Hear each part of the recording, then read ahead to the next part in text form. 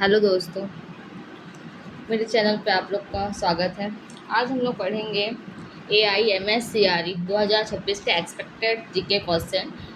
First question है, who is known as the father of Indian constitution.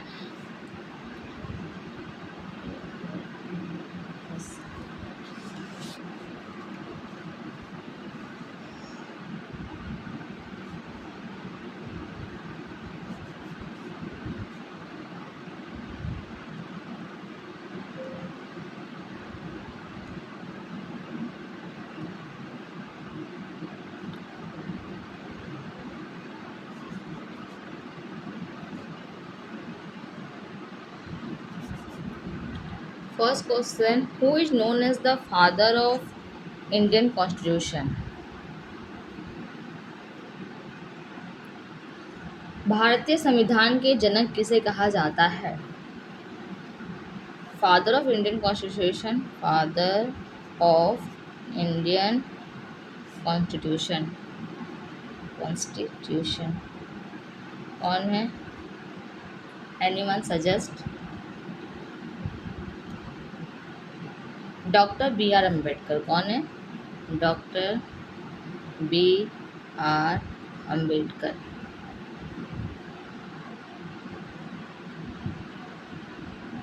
जो doctor Bhimrao Ambedkar जो थे, सब उनको जानते होंगे आप लोग, सब लोग।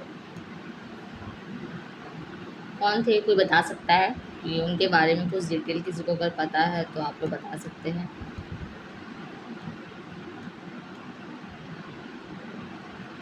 डॉक्टर भीमराव अम्बेडकर, डॉक्टर भीमराव रामजी अम्बेडकर को भारत का संविधान का जनक कहा जाता था, मतलब father of the Indian constitution बुलाया जाता था। क्यों? क्योंकि वह संविधान सभा के प्रारूप संपत्ति मतलब ड्राफ्टिंग कमेटी के अध्यक्ष है। Doctor Bhimrao Ramji Ambedkar is known as the father of Indian Constitution because he was the chairman of the drafting committee of the Constituent Assembly.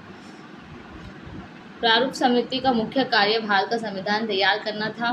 Doctor Ambedkar जो थे ने अमेरिका से, ब्रिटेन से, कनाडा, आयरलैंड और Australia जैसे देशों के संविधानों का अध्ययन किया और भारत के लिए एक मजबूत संविधान बनाने में महत्वपूर्ण भूमिका निभाई थी उन्होंने। भारतीय संविधान 26 नवंबर 1949 को अपनाया गया और 26 जनवरी 1950 को लागू हुआ। जो भारतीय को जो संविधान था कब अपनाया गया? 26 नवंबर 1949 को, और वो लागू कब हुआ? 26 जनवरी 1956 से लागू हुआ। The Constitution of India was adopted on 26 November 1949 and came into force on 26 January 1950. संविधान निर्माण में उनके असाधारण योगदान के कारण उन्हें भारतीय संविधान का जनक कहा जाता है। Due to this outstanding constitution, doctor B R Ambedkar is called the father of the Indian constitution. तो एग्जाम फैक्ट होंगे, अगर कॉन्स्टिट्यूशन अडॉप्टेड कब हुआ बोलने से, कॉन्स्टिट्यूशन एडॉप्टेड कब हुआ? 26 नवंबर 1949 को हुआ था। कॉन्स्टिट्यूशन इम्प्लीमेंट कब हुआ? इम्प्लीमेंटेड 26 जनवरी 1950 को हुआ था। ड्राफ्टिंग कमेटी चेयरमैन कौन थे? अगर क्वेश्चन आ सकता है, ड्राफ्टिंग कमेटी चेयरमैन अगर कौन थे पूछा गया तो डॉक्टर बी आर अम्बेडकर थे।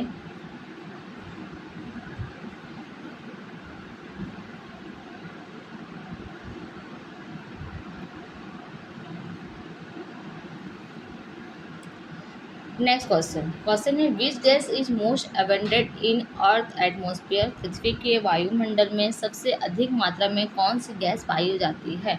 Most abundant, most abundant in earth atmosphere.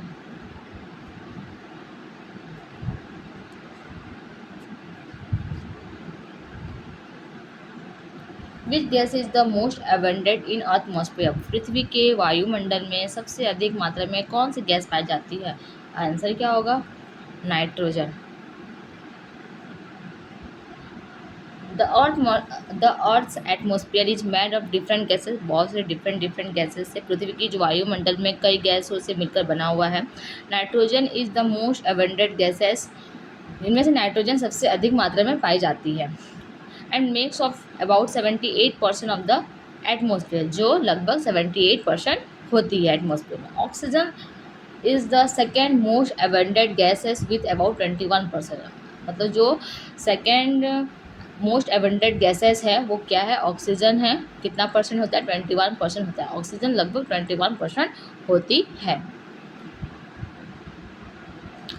Nitrogen is very important from plant growth.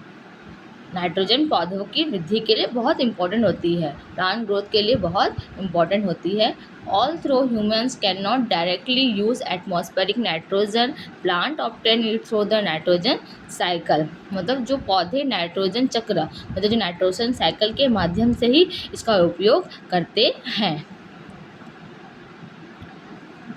तो एग्जाम में अगर आया फैक्ट, तो नाइट्रोजन कितने होते हैं? नाइट्रोजन 78% होते हैं। ऑक्सीजन कितने परसेंट होते हैं? 21% होते हैं। आर्गन कितने परसेंट होते हैं? 0.93% होते हैं। और CO2 कार्बन डाइऑक्साइड 0.04% होते हैं। टोटल 100% हो गए। Next question. क्वेश्चन है, हु डिस्कवर ग्रेविटी? ग्रेविटी को किसने डिस्कवर किया था? अगर हिंदी में बोला जाए तो गुरुत्वाकर्षण की खोज किसने की थी? Who discover gravity?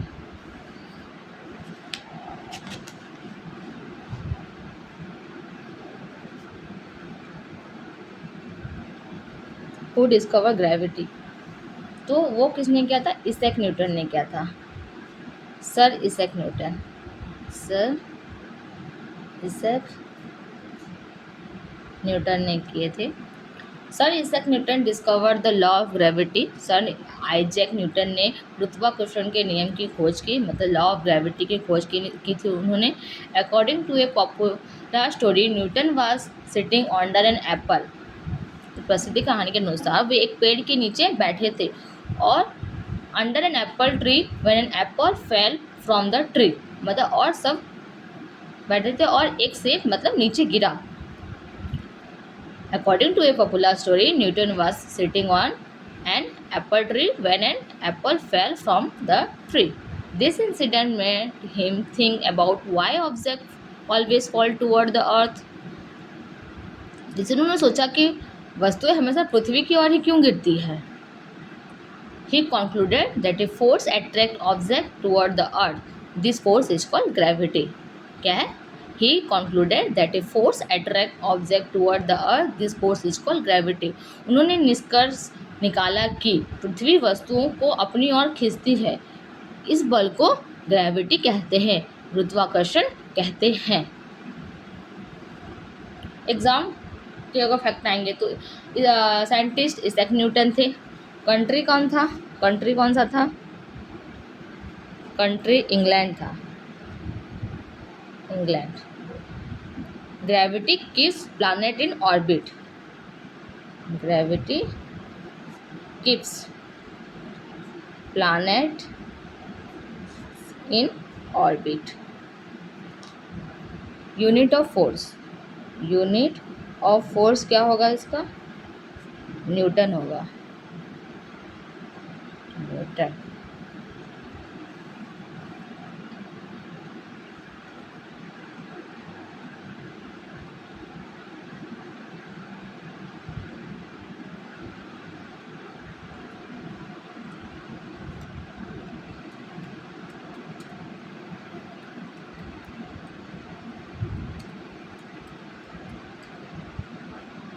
Who invented the telephone? Telephone का आविष्कार किसने किया था?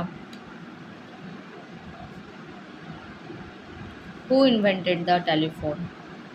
टेलीफोन का आविष्कार किसने किया था? Graham Bell. उन्होंने 1876 में टेलीफोन का पेटेंट कराया। ही पेटेंट द टेलीफोन इन 1876। 1876 को क्या था उन्होंने। Which planet is known as the blue planet, किसको ब्लू प्लानट बोला जाता है।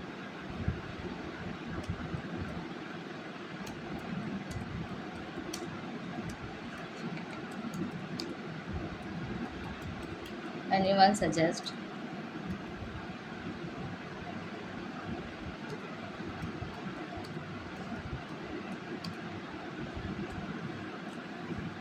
अर्थ, किसको बोला जाता है, अर्थ को बोला जाता है। Next question.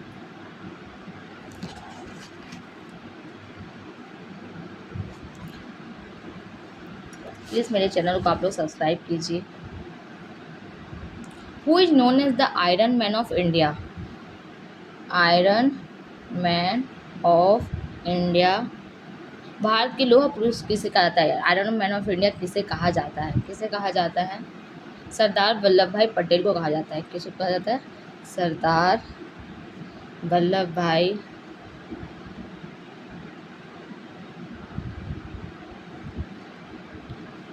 पटेल कहा जाता है। सरदार वल्लभ भाई Patel was one of the greatest leader of India. जो सरदार वल्लभ भाई पटेल थे भारत के महान नेताओं में से एक हैं। After independence in 1947 there were more than 560 princely state in India. जो स्वतंत्रता के समय जो भारत में 560 से अधिक रियासतें थी। Patel played a major role in uniting the state into one nation. मतलब उन्होंने ये रियासतों को भारत से मिलाने में महत्वपूर्ण इम्पोर्टेंट भूमिका निभाई थी। Because of his strong leadership and determination he is known as the iron man of India. उनकी दृढ़ इच्छा शक्ति के कारण उन्हें आयरन मैन ऑफ इंडिया मतलब लौह पुरुष कहा जाता है। विच is the longest river in the world. World का सबसे लॉन्गेस्ट रिवर किसको कहा जाता है।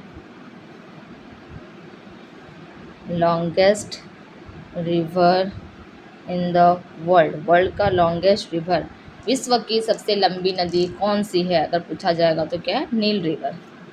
Nile river.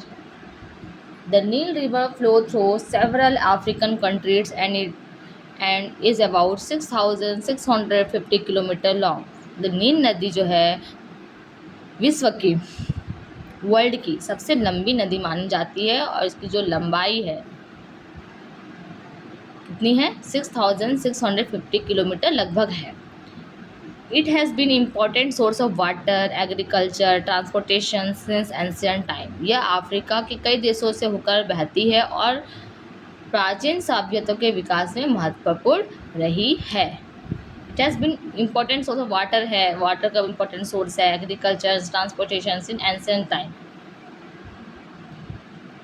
Next, why is the earth called the blue planet. सबको पता है कि ब्लू प्लैनेट किसको बोलते हैं, अर्थ को बोलते हैं।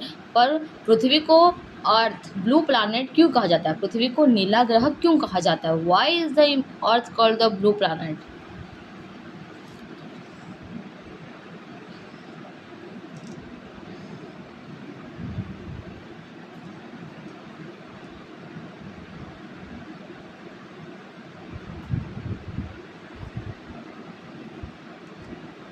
ब्लू प्लैनेट क्यों बोला जाता है, because about 71% of earth surface is covered by water. 71% of earth surface is covered by water, इसलिए उसको बोला जाता है। 71% of earth surface is covered by water.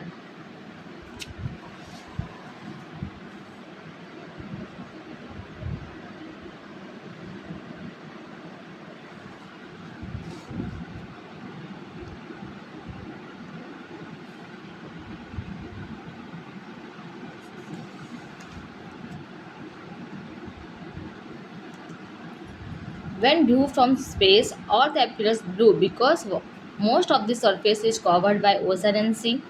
Water reflects sunlight and gives the planet a blue appearance. जब जब अंतरिक्ष से देखने पर पृथ्वी नीला दिखाई देती है, क्योंकि इनकी लगभग 71% सतह जल से ढकी हुई है। इस कारण पृथ्वी को नीला ग्रह कहा जाता है। जब स्पेस से देखा गया तो अर्थ जो था वो ब्लू कलर दिखाई दे रहा था। उसका सरफेस जो है वो ओशन और सी से कवर्ड है। जब वाटर पे जब सनलाइट का रिफ्लेक्ट पड़ता है तो जिसके वजह से उसका कलर क्या दिखाई देता है, ब्लू कलर दिखाई देता है। इसके वजह से अर्थ को ब्लू प्लैनेट बोल के कहा जाता है। Next question, who was the first Indian to win a Nobel prize? Nobel पुरस्कार जीतने वाले पहले भारतीय कौन थे? First Indian to win a Nobel prize, who was the first Indian to win a Nobel prize?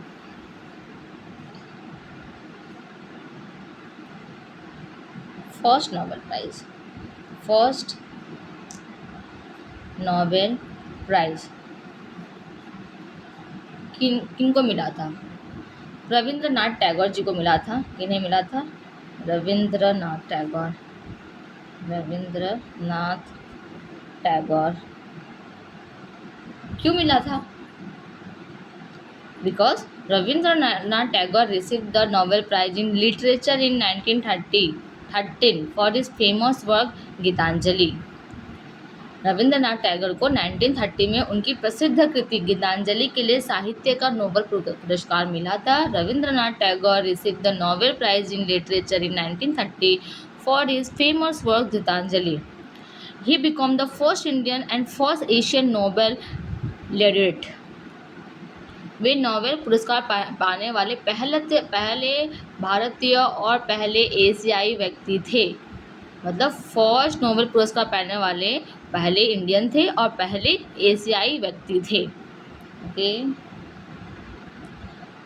Which is the largest gland in the human body? मानव शरीर की सबसे बड़ी ग्रंथि कौन सी है? लार्जेस्ट ग्लैंड कौन सा है ह्यूमन बॉडी का? लार्जेस्ट ग्लैंड कौन सा है? लीवर है। क्यों है? Because the liver is the largest gland in the human body. It helps in digestion, store nutrition, produce bile and remove harmful substance from the blood. मतलब जो liver है मानव शरीर की सबसे बड़ी ग्रंथि है, मतलब लार्जेस्ट ग्लैंड है. यह भोजन पचाने के लिए, पोषक तत्वों को संग्रहित करने, पीत बढ़ाने और रक्त को, खून को, ब्लड को शुद्ध करने का कार्य करता है, वर्क करता है. The liver is the largest gland in the human body. It helps in digestion, store nutrition, produce bile and remove harmful substances from the blood. What is the capital of Australia? Australia की राजधानी क्या है? Capital of Australia क्या है? Canberra है. Canberra. Many people think Sydney is the capital of Australia, but the correct answer is Canberra. बहुत लोग मतलब सोचते हैं कि अधिकांश लोग मतलब सिडनी को ऑस्ट्रेलिया की राजधानी कहते हैं, समझते हैं, लेकिन यह कैनबेरा है. Many people think Sydney is the capital of Australia, but the correct answer is Canberra. Canberra. It was chosen as the capital because of the. क्यों उसको चूज़ किया गया? क्योंकि it was chosen capital because of a compromise between Sydney and Melbourne. Sydney और Melbourne के बीच समझौते के रूप में कैनबरा को राजधानी बनाया, कैपिटल बनाया गया था. मतलब बहुत लोग सोचते हैं कि जो सिडनी है वो ऑस्ट्रेलिया की कैपिटल है, बट ऐसा नहीं है. उसका आंसर क्या है? कैनबरा है. सिडनी और मेलबर्न के बीच समझौता हुआ था, कॉम्प्रोमाइज़ हुआ था. कॉम्प्रोमाइज़ के रूप में कैनबरा को कैपिटल बनाया गया. Which vitamin help in blood clotting? Blood clotting, रक्त को धक्का जमाने में कौन सा विटामिन सहायक होता है? Blood clotting. Which vitamin help in blood clotting?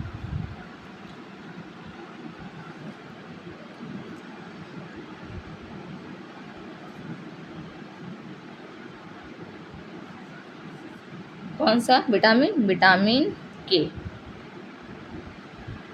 Vitamin के करता है। Vitamin K plays an important role in blood clotting.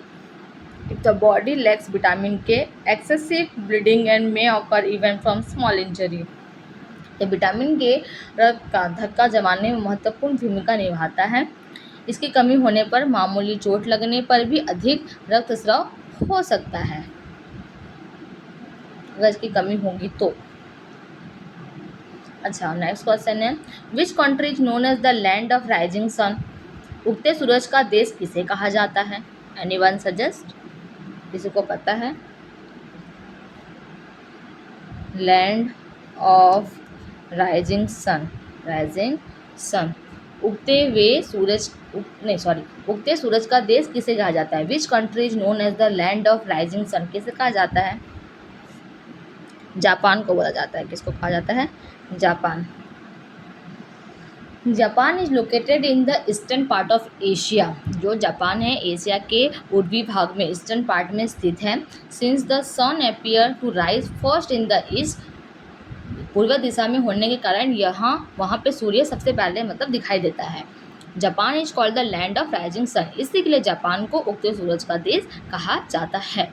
तो जो जापान है एशिया के ईस्ट इस पार्ट में है और पूर्व दिशा मतलब इस साइड होने के कारण सूर्य सबसे पहले वहीं पे दिखाई देता है, जिसके वजह से जापान को उगते सूरज का देश कहा जाता है। Japan is located in the eastern part of Asia since the sun appear to rise first in the east and Japan is called the land of rising sun. अच्छा ठीक है, हु डिस्कवर पेनिसिलिन। पेनिसिलिन की खोज किसने की थी? Penicillin कभी सुने आप लोग? सुने तो होंगे सब लोग। किसने की थी आप ये भी बता दीजिए। अलेक्जेंडर फ्लेमिंग ने किया था।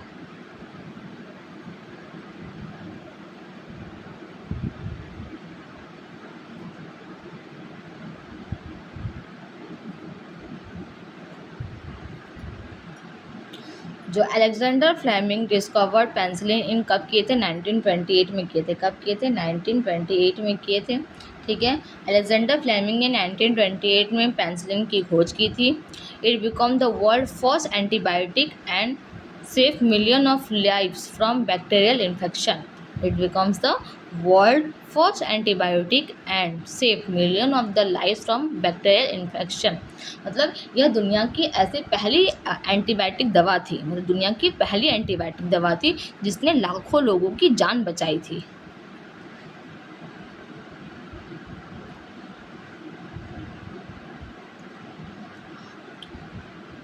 आपको तो पता है what is the SI unit of force, मैंने पहले भी बोला था कि SI unit of force Newton होता है। Force is an any push और पुल एक्टिंग ऑन एन ऑब्जेक्ट, मतलब बल किसी वस्तु पर लगाया गया तो धक्का या खिंचाव होता है।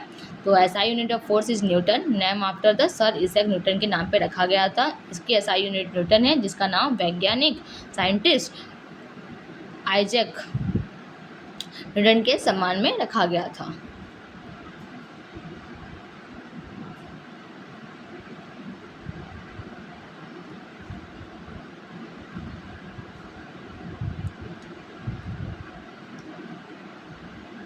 What is the voting age in India. Bharat में मतदान की आयु कितनी है? 18 ईयर्स है। कितनी है? 18 ईयर्स है, 18 साल है, सबको पता होगा ये तो। अच्छा, which Indian city is called the silicon valley of India. Bharat की सिलिकॉन वैली कौन सा शहर है? Which Indian city is called the silicon valley of India, कौन सा है? बेंगलुरु है। कौन सा है? बेंगलुरु है। Who was the first women prime minister of India. Bharat की पहली महिला वुमेन प्रधानमंत्री कौन थी? इंदिरा गांधी।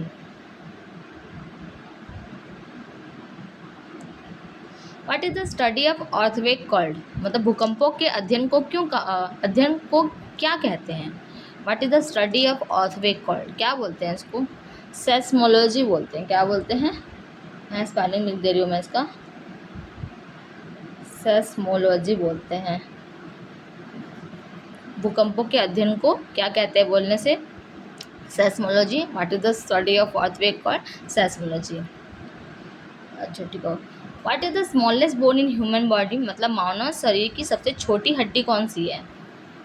कौन सी है? स्टेप्स है। क्या है? स्टेप्स है।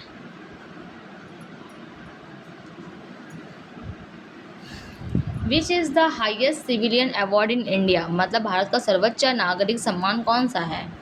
Highest civilian award in India कौन सा है? भारत रत्न। कौन सा है? भारत रत्न है।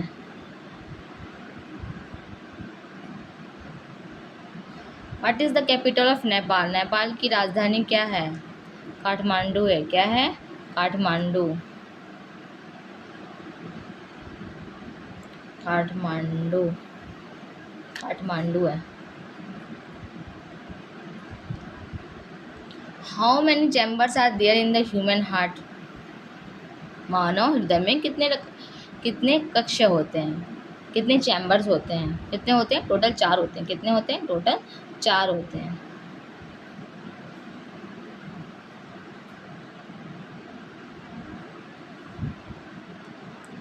Which state is called the land of 5 river, 5 नदियों की भूमि किसे कहते हैं?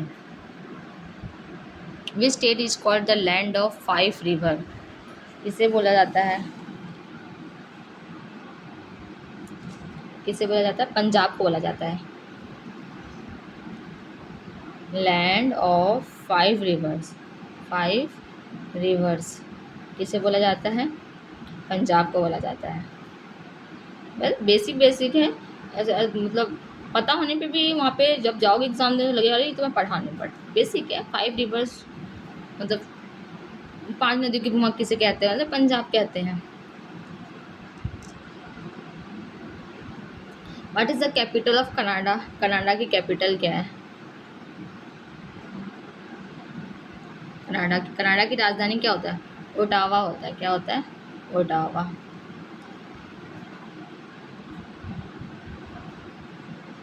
अच्छा, which blood group is universal donor, मतलब सर्वाधिक रक्तदान कौन सा रक्त समूह है? Which blood group is universal donor, universal donor, universal donor कौन सा है? O negative. किसी को भी खून दे सकते हैं ना ये लोग।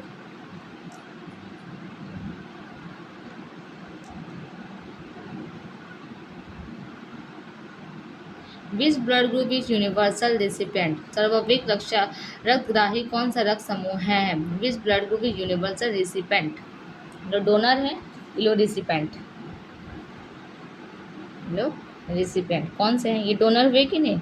ये रिसिपेंट, रिसिपेंट कौन से हैं? ए बी पॉजिटिव है। कौन है? ए बी पॉजिटिव है। What is the national song of India, Bharat का राष्ट्रीय गीत कौन सा है? कौन सा है? किसको पता है? Vande Mataram national song. Larger, मैंने नेक्स्ट क्लास में बताया था लार्जेस्ट ओशन क्या है, बोलने से पैसिफिक ओशन है। अभी मैंने बताया विच is the longest river in the world, विश्व की सबसे लंबी नदी कौन सी है? नील रिवर है। अच्छा, what is the full form of DNA, DNA का फुल फॉर्म किसको पता है?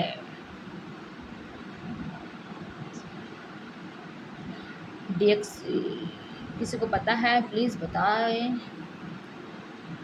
किसी को पता है तो कमेंट करना, तो जरा मैं देखूँ किसको किसको पता है। Next question, who wrote the national anthem, national anthem किसने लिखा था? रविंद्रनाथ टैगोर जी ने लिखा था। किसने लिखा था? रविंद्रनाथ टैगोर। मैं पहले क्लास में ये क्वेश्चन डिस्कस कर चुकी हूँ, फिर भी बोल रही हूँ। Which vitamin is obtain from sunlight, सूर्य के प्रकाश से कौन सा विटामिन हमें मिलता है? विटामिन कौन सा? विटामिन विटामिन डी मिलता है। अच्छा, what is the full form of ISRO, ISRO का फुल फॉर्म क्या होता है? इसरो का पूरा नाम क्या है? Indian space research organisation. क्या है? इंडियन स्पेस रिसर्च ऑर्गेनाइजेशन है। Who is known as the missile man of India, Bharat के मिसाइल मैन कौन है? कौन है? एपीजे अब्दुल कलाम है।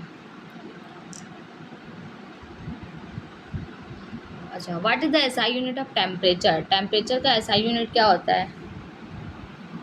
टेम्परेचर का एसआई यूनिट क्या है? केल्विन है। क्या है? केल्विन है। अच्छा, which metal is known as the liquid metal? द्रव धातु किसे कहा जाता है? किसे कहा जाता है? मर्क्यूरी को बोला जाता है। किसको बोला जाता है? मर्क्यूरी को बोला जाता है। सबसे छोटा राज्य कौन सा है भारत का? गोवा। कौन सा है? गोवा। ठीक है, नेक्स्ट क्लास में हम आगे की डिस्कस करेंगे। अगर आपको वीडियो अच्छा लगे तो आप प्लीज़ कमेंट, लाइक, सब्सक्राइब ज़रूर करें, ताकि मैं और भी वीडियो डालूं और भी क्लास करवाऊं। अगर कुछ इम्प्रूवमेंट करवाना हो तो प्लीज़ आप लोग कमेंट कर सकते हैं कि ये इम्प्रूव करें, ऐसे करें, वैसे करें, ये क्वेश्चन डिस्कस करें, आप बता सकते हैं। Thank you watching my video.